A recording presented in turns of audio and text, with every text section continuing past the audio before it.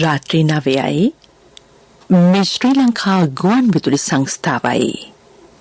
මෙන්න ප්‍රවෘත්ති සංස්කරණීය වත්සලා දිසානායක ප්‍රකාශය මයුරී අබේසිංහ.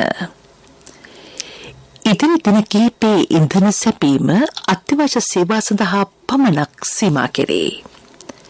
ඉන්ධන පෝලිම් වල රැඳී නොසිටින්නේ බලශක්ති ඇමතිවරයාගෙන් ඉල්ලීමක්. කොළඹ වරායේ නැගෙනහිර පර්යන්තය පෞද්ගලික අංශයට ලබා නොදෙන බවට නිමල් සිරිපාද සිල්වා ඇමතිවරයා අවධාරණය කරයි. නීති විරෝධීව ඔස්ට්‍රේලියාවට යාත්‍රා කරමින් සිටි පිරිසක් නාවික හමුදා භාරයට. යුක්රේන හමුදාව සෙවරොඩොනෙට්ස්ක් නගරයෙන් පසුබසී. ශ්‍රී ලංකා ඔස්ට්‍රේලියා ටෙස්ට් තරගාවලිය සඳහා ශ්‍රී ලංකා සංචිතය නම් කෙරේ. කොළඹ වරායේ නැගෙනහිර පර්යන්තය කිසිසේත්ම පෞද්ගලික අංශයට ලබා නොදෙන බව ඇමති නිමල් සිරිපාද සිල්වා මහතා අවධාරණය කරයි. එහි ඉදිකිරීම් කටයුතු තවමත් සිදු කෙරේ. 2024 වසර වන විට ඉදිකිරීම් අවසන් කිරීමට අපේක්ෂිතයි. දැනට කොළඹ වරායෙන් සිදු කෙරෙන නෞකා මෙහෙයුම් සංඛ්‍යාව වැඩි කිරීම මෙම සංවර්ධන ව්‍යාපෘතියේ ඉලක්කය වෙයි. වරායේ මෙහෙයුම් කටයුතු 100% වරාය අධිකාරිය සතු පර්යන්තයක් ලෙස සිදු කෙරෙන බවද ඇමතිවරයා පෙන්වා දෙයි. අමරිකාවේ ශ්‍රී ලංකා තානාපති මහින්ද සමරසිංහ මහතා අමරිකානු ජනාධිපති ජෝ බයිඩන් මහතා හමු වෙයි. ධවල මන්දිරයේ ඕවල් කාර්යාලයේදී ඉකුත් දිනක එම හමුව සිදුව තිබේ. එහිදී සමරසිංහ මහතා අමරිකාවේ භාණ්ඩාගාර සහ රාජ්‍ය දෙපාර්තමේන්තු නිලධාරීන් කිහිප දෙනෙකුට හමුව තිබේ. ශ්‍රී ලංකාව වර්තමානයේ මුහුණ පා ඇති අර්බුදය සම්බන්ධයෙන් මෙහිදී ශ්‍රී ලංකා තානාපතිවරයා අමරිකානු නියෝජිතයන්ට කරුණු පැහැදිලි කර තිබේ. ඉකොනොමි නෙක්ස්ට් වෙබ් අඩවියේ මේ බව සඳහන් වේ. පුද්ගලිකු සතුව තබාගත හැකි ඩොලර් ප්‍රමාණය දසදහස දක්වා සීමා කෙරේ. මීට පෙර ඩොලර් 12,000ක් ළඟ තබා ගැනීමට අවසර තිබිණි. පසුගිය කාලය පුරාම රුපියල අවප්‍රමාණය වීම හේතු කොටගෙන මුදල් අමාත්‍යාංශය මෙම තීරණයට එළඹ තිබේ. එම තීරණය සම්බන්ධයෙන් අදහස් දක්වන ශ්‍රී ලංකා වයඹ විශ්වවිද්‍යාලයේ මහාචාර්ය අමින්ද මිත්සිල පෙරේරා මහතා. ලංකාව මේ වෙනකොටත් අපේ විශාල විදේශ විනිමය අර්බුදයකට මුහුණ දීලා තියෙනවා. එතනදී රාජ්‍ය හැම ශේෂ්ත්‍ර තුළින්ම වැඩිපුර විදේශ විනිමය ප්‍රමාණයක් ලබා ගැනීමට විවිධ මාර්ග තියෙනවා. ඒක අතරතුර අප අලුත් මහ බැංකුවේ නියෝගයක් තමයි කෙනෙක් ගාව තියෙන්න පුළුවන් ඩොලර් ප්‍රමාණය 10,000කට සීමා කරලා තියෙනවා. ඩොලර් එක අනාගත මිල වටිනාකම් වැඩි වෙනවා කියන බලාපොරොත්තුවත් එක්ක ඩොලර් උපයන අය සාකා ඩොලර් එක තමන්ගේ සංස්ථකේ බැංකුවට ඉදිරිපත් නොකර ඒකෙන් උනේ බැංකු පද්ධතියට එන්න තිබිච්ච ඩොලර් විශාල ප්‍රමාණයක් අද ජනතාව අතරතුර තියෙනවා. විශේෂයෙන්ම අපනයනකරුවෝ සහ විදේශ රටවල සේවය කරන පුද්ගලයෝ ගාව ඩොලර් එකතු වෙනවා. රාජ්‍යයට නීතියක් හැටියට ගෙනත් තියෙනවා. ඊට පස්සේ ඩොලර් ඉස්සර තිබුණේ 15,000ක්. ඒ 15,000 සීමාව අද ඩොලර් 10,000ට ලිමිට් කරලා තියෙනවා. ඒ අනුව ඩොලර් 10,000ට වඩා වැඩි ප්‍රමාණයක් කවුරු හරි පුද්ගලයෙක් අතේ තියෙනවා නම් ඒක නීති විරෝධී. ඒකට සිද්ධ වෙනවා. මේ මුදල් ටික නැවත වතාවක් බැංකු පද්ධතියට එකතු කරලා ඒව රුපියල් බවට පරිවර්තනය කරගන්න. නීති විරෝධී ලෙස ඔස්ට්‍රේලියාවට සංක්‍රමණය කිරීමට තැත් කළ පිරිසක් සමග දේශීය බහුදින ධීවර යාත්‍රාවක් අත්අඩංගුවට ගැනීමට නාවික හමුදාව සමත් වෙයි. ඊයේ සිදු කළ සෝදිසි මෙහෙයුමකදී මෙම අත්අඩංගුවට ගැනීම සිදු කර තිබේ. එම යාත්‍රාවේ පුද්ගලයන් 35 දෙනෙකු යාත්‍රා කරමින් සිට ඇත. එම පිරිස අතර ජාවාරමට සම්බන්ධ පුද්ගලයන් 5 දෙනෙකුද සිටි බව අනාවරණ වී ඇතැයි නාවික හමුදාව සඳහන් කරයි. සිද්ධිය සම්බන්ධයෙන් වැඩිදුරටත් අදහස් දක්වන නාවික හමුදාව පෙන්වා දෙන්නේ එවැනි යාත්‍රා කිසිසේත්ම ආරක්ෂිත ලෙස මුහුදේ ගමන් කිරීමට සුදුසු නොවන බැවින් සහ සංක්‍රමණික නීතිවලට පටහැනි නිසා මෙවැනි ක්‍රියාවන්ගෙන් වැළකී සිටීමට ජනතාව අවධානය යොමු කළ යුතු බවයි. ප්‍රමුඛ පුවත් ඔබ වෙත ගෙනෙන්නේ සෑම ගෙදරකම සිටිය යුතු වෙද මහත්මයා සිද්ධාලේප. ඉදිරි දින කිහිපය තුළ ඉන්ධන ලබා ගැනීම සඳහා පෝලිම් වල රැඳී නොසිටින්නේ ඇමති කංචන විජේසේකර මහතා ජනතාවට දැනුම් දෙයි. පැමිණීමට නියමිතව තිබූ ඉන්ධන නෞකා ප්‍රමාද වන බව ලංකා ඛනිජ තෙල් නීතිගත සංස්ථාව දැනුම් දී තිබීම ඊට හේතුව බව ඇමතිවරයා සඳහන් කර තිබේ. සීමිතව ඩීසල් සහ පෙට්‍රල් තුග ලබන සතිය පුරා බෙදා හැරේ. එම ඉන්ධන නිකුත් කිරීම අත්‍යවශ්‍ය සේවා සඳහා පමණක් සිදු කෙරේ. බොරතෙල් නැව් පැමිණෙන තෙක් තෙල් පිරිපහදු කටයුතුද නැවතී ඇතැයි ඇමතිවරයා ප්‍රකාශ කරයි. ප්‍රමුඛතම පුවත ඔබ වෙතගෙන ආවේ සිද්ධාලේප ලක්පියාව. ශක්ති හඬ අවධානය පිණිසයි. කොවිඩ් පැවති සමයේ සහ මේ වන විටත් බොහෝ පුද්ගලයෝ ගෙවතු වගාවට වැඩි වශයෙන් යොමුව සිටිති. ඇතැම් ගෙවතුවල වගා කරන භෝග තම පරිභෝජනයට අවශ්‍ය ප්‍රමාණයට වඩා වැඩි බව ගෙවතු හිමියෝ පෙන්වා දෙති.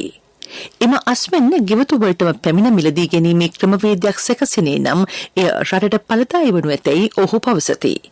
ඒ කෙරෙහි සුදුසු ආයතනවල අවධානය යොමු කරන ලෙස ඔහු ඉල්ලා සිටිති. විදෙස් පුවත්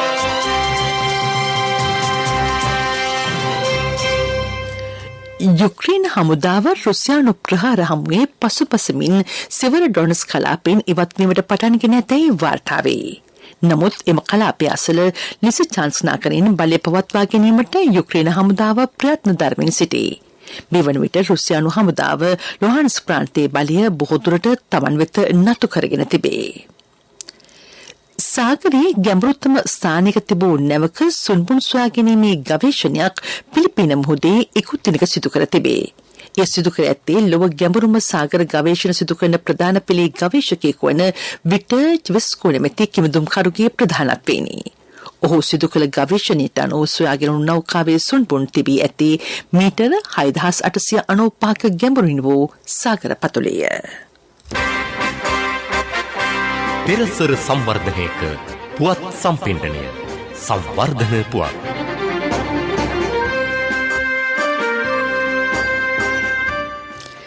මේ වසරේ ගත වුණු කාලය තුළ සංචාරකයන් ලක්ෂ 4ක් පමණ මෙරටට පැමිණ ඇතැයි ශ්‍රී ලංකා සංචාරක සංවර්ධන අධිකාරියේ අධ්‍යක්ෂ ජෙනරාල් ධම්මිකා විජේසිංහ මහත්මිය පවසයි.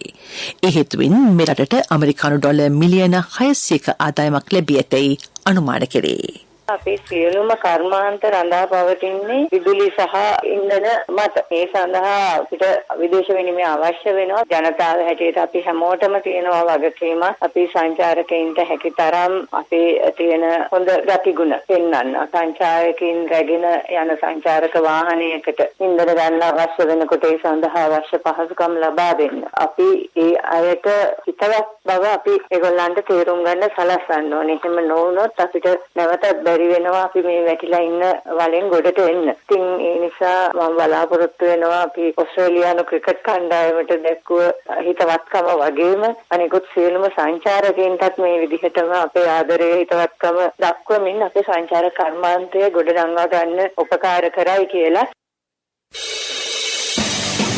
ක්‍රීඩා පුවත් ඔබ වෙත ගෙන එන්නේ සම්පත් බැංකුව හෙට දින එළිය කරයි.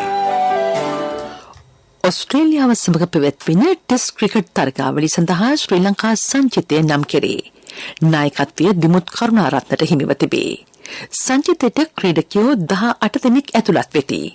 තරගාවලිය තරග දෙකකින් සමන්විත වෙයි. පළමු තරගය ලබන 29 වෙනිදා ගල්ල ජාත්‍යන්තර ක්‍රිකට් ක්‍රීඩාංගණයේදී ආරම්භ වේ. ව්‍යාපාරික පුවත් ඔබ වෙත ගෙන එන්නේ NSB සල්ලි එහෙන් තෑගි මෙහෙන් ස්වර්ණ ජයන්ති වාසනා ජයග්‍රාහකයා ඔබද. ගාල්ල දිස්ත්‍රික්කය තුළ බීජ සහ රෝපණ ද්‍රව්‍ය හෝමාරු වගා ව්‍යාපෘතියක් දැන් ක්‍රියාත්මකයි. මාස 3ක කාලයක් තුළ එම ව්‍යාපෘතියේ ඉලක්කය සපුරා ගැනීමට සැලසුම් සකස් කර තිබේ. ගාල්ල දිස්ත්‍රික් ගොවිජන සේවා කාර්යාලය මෙය ක්‍රියාවට නංවයි. ව්‍යාපාරික පුවත් ඔබ වෙත ගෙන ආවේ NSB සල්ලි එහෙන් තෑගි මෙහෙන් ස්වර්ණ ජයන්ති වාසනා ජයග්‍රාහකයා ඔබද. NSB ස්වර්ණ ජයන්තිය වෙනුවෙන් සුපිරි ජයග්‍රාහකයාට රන් පවුන් 50ක්, දෙවැනි ජයග්‍රාහකින් 10 දෙනාට ස්කූටර්, දෙවැනි ජයග්‍රාහකින් 10 දෙනාට iPhone, සිව්වැනි ජයග්‍රාහකින් 29 දෙනාට මවුන්ටන් බයික්. 2021 ඔක්තෝබර් 1 වෙනිදා සිට 2022 දෙසැම්බර් 31 දක්වා NSB U Trust තරහ අවමේ වරකට ඇමරිකානු ඩොලර් 100ක් හෝ ඊට සමාන ඕනෑම විදේශ මුදලක් 3 වතාවක් එවන්න. ආර්ථික පුවත් ආවරණය යුතුයකම් වගකීම් එක්ක සල්ලි ඉතුරු කරන්න ලේසි නෑ. ඔබේ ස්ථාවර තැන්පතට ආකර්ෂණීය පොලියක් හා ආරක්ෂාවක් දෙන්න අපි පොරොන්දු වෙන්නේ ඒකයි. LOLC Finance ස්ථාවර තැන්පතු ඉතිරිය උතුරන්න. 2001 දෙසැම්බර් 13 වෙනි දින නීතිගත කරන ලද LOLC Finance PLC ICRA Lanka limited වෙතින් SLA ස්ථාවර ශ්‍රේණිය ලබා ඇත. 2011 අංක 42 දරන මුදල් ව්‍යාපාර පනත යටතේ ශ්‍රී ලංකා මහ බැංකුවේ මුදල් මණ්ඩලය වෙතින් බලපත්‍රලාභී මුදල් සමාගමකි.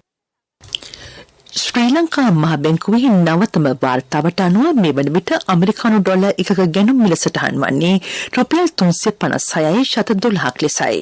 විකුණුම් මිල රුපියල් 367.16කි. යුරෝ එකක ගැනුම් මිල රුපියල් 373.29කි. විකුණුම් මිල රුපියල් 388.41කි. රුපියල් 2.62ක් ලෙස ජපන් ගෙන් එකක ගැනුම් මිල සටහන්ව තිබේ. විකුණුම් මිල රුපියල් 2.73කි. LOLC Finance 2022 ටෙක්නොවේෂන් සම්මාන උළෙලේදී රන් සම්මාන පහක් මිකර ගනිමින් ඩිජිටල් විප්ලවයේ ප්‍රමුඛයා වේ. අන්තර් බැංකුකරණයේ ඩිජිටල් ගෙවීම් වල විශිෂ්ටත්වයට හිමි සමස්ත රන් සම්මාන දිනා ගනිමින් LOLC Finance ඩිජිටල් බැංකුකරණය තුළ විශිෂ්ටයා වේ. නව්‍යකරණය සහ මූල්‍ය සේවා ඩිජිටල් කරණය කිරීම තුළින් සිය ගනුදෙනුකරුවන්ට පහසුව සැලසීම LOLC Finance අභිප්‍රායයි.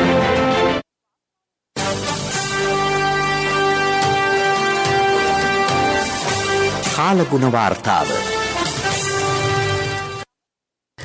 සබ්‍රගමුව පළාතෙත් මහනුවර නුවරඑළිය ගාල්ල සහ මාතර දිස්ත්‍රික්කවලත් විටින් විට වැසි හෝ ගිගුරුම් සහිත වැසි ඇතිවන බව කාලගුණ විද්‍යා දෙපාර්තමේන්තුව සඳහන් කරයි. බස්නාහිර සහ වයිබ පළාත්වල වැසි වාර කිහිපයක් ඇති වෙයි. මධ්‍යම කඳුකරේ බටහිර බැවුම් ප්‍රදේශවලත් උතුරු මැද සහ වයිබ පළාත්වලත් ත්‍රිකුණාමලය සහ අම්බන්තොට දිස්ත්‍රික්කවලත් විටින් විට පැයට කිලෝමීටර් 50ක පමණ තරමක තද සුළං ඇතිවිය හැකිය. යලි සිරස්තල ඉදිරි දින කිහිපයේ ඉන්ධන සැපීම අත්‍යවශ්‍ය සේවා සඳහා පමණක් සීමා කෙරේ. ඉන්ධන පෝලිම් වල රැඳී නොසිටින්නේ බලශක්ති ඇමතිවරයාගෙන් ඉල්ලීමක්. කොළඹ වරායේ නැගෙනහිර පර්යන්තය පෞද්ගලික අංශයට ලබා නොදෙන බවට නිමල් සිරිපාද සිල්වා ඇමතිවරයා අවධාරණය කරයි.